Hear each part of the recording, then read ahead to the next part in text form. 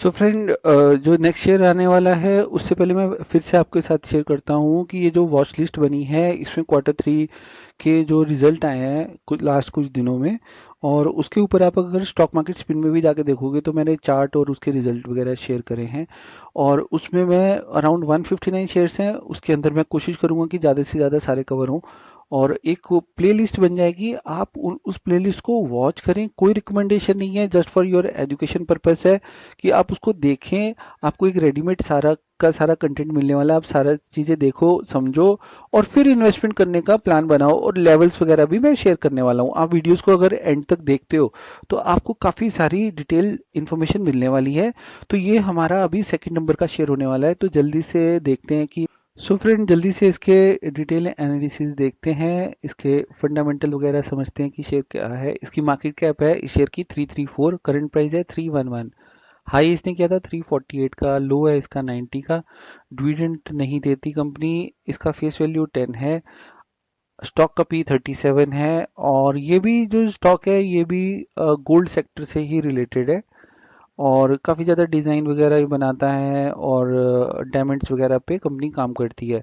But इसका देखो अगर, तो इसने कर्जा जो अपना है वो काफ़ी ज़्यादा बढ़ाया है पिछले कुछ सालों में। और एंटरप्राइज वैल्यू 424 के आसपास है, और प्लेज वगैरह कुछ नहीं है। और ये इंपॉर्टेंट फैक्टर होते हैं जो सामने आपको स्क्रीन पर नज़र आते हैं। और अब तो दोस्तों अगर मैं इसको देखूं तो इसने अभी तक मैक्सिमम 34% का रिटर्न दिया है। लास्ट 5 ईयर में भी 34% का रिटर्न है, 1 ईयर में भी 34% का रिटर्न है। ये कंपनी ना अभी रिसेंटली आई है, ज़्यादा एक साल का ही है, तो अगर 6 मंथ में भी देखें तो 34% का इसने रिटर्न दिया है। 1 मंथ में 3.5% के नुकसान हुआ है, और 5 दिन में अगर देखो तो 3.5% का प्लस में है।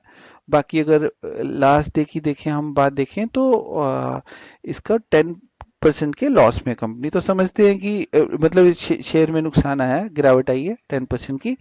और देखते हैं कंपनी कौन सी होने वाली है और क्या है इसके और fundamental details, quarter by quarter comparison करेंगे हम लोग। सो फ्रेंड, जैसे कि मैंने बताया आपको, ये कंपनी का नेम क्या है, वो है sky gold limited.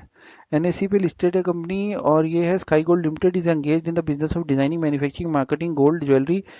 The company follows the B2B model where the products are mainly sold to mid-range jeweler and boutique stores who sell these products through online platform and retail store.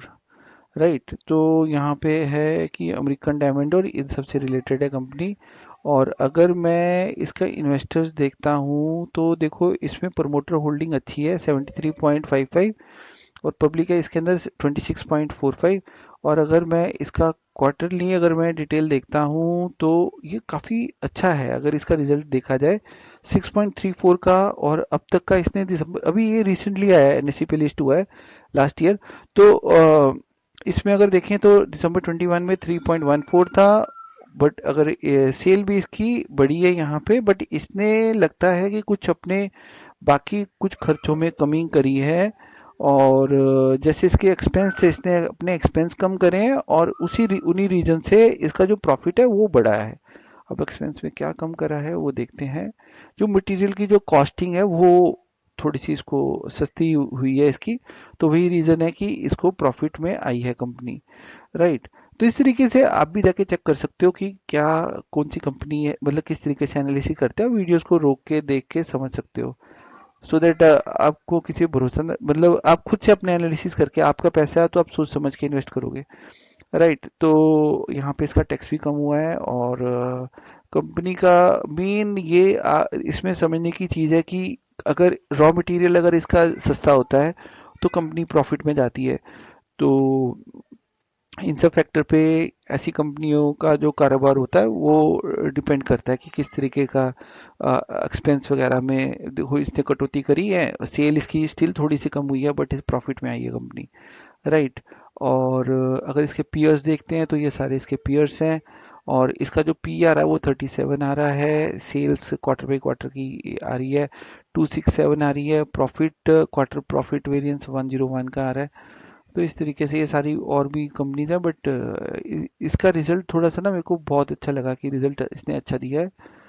ये जो इसका net profit हुआ है। Right friend. सो दोस्तों, अभी आ गए हम sky gold के चार्ट पे। और ये मैंने 15 मिनट का लगाया, रीज़न है बिकॉज अगर मैं इसको 1 डे का लगाता हूँ तो ये जो कंपनी है अभी रिसेंटली आई है मार्केट में और लिस्ट हुई थी आई थिंक 6 जैन को। और एक ऊपर गया, मूवमेंट आई, फिर बाद में नीचे आया 251 पे। और अभी देखो 251 से 3 ऑलमोस्ट 100 रुपीज़ ऊपर भी गया है। राइट, यहाँ पे आया था 223 के आसपास आई थी कंपनी। और अभी 223 से 247, तो देखा जाए तो यहाँ से लेके कितनी बड़ी रैली आई है इसमें, 60% का अप आया।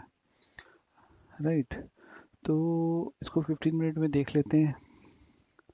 ज़्यादा इसमें कुछ कह नहीं सकते, एक डे का चार्ट लगा लेते हैं एक बारी।